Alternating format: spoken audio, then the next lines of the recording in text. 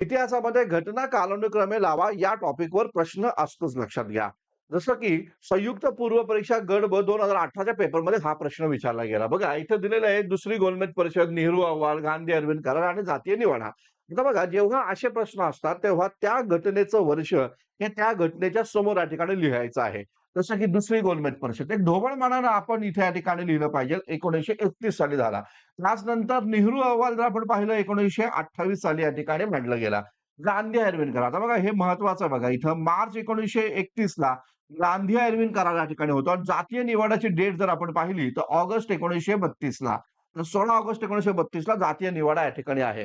आता यामध्ये एक महत्वाचा मुद्दा लक्षात घ्या, की आधी नेहरू अहवाल आहे. नेहरू अहवालच्या नंतर या ठिकाणी पहिली गोलमेज परिषद आहे. पहिल्या गोलमेज परिषद आणि दुसऱ्या गोलमेज परिषदेच्या दरम्यान या ठिकाणी आहे गांधी अरविंद करार आणि मग दुसरी गोलमेज परिषद झाल्यानंतर या ठिकाणी आहे जातीय निवाडा.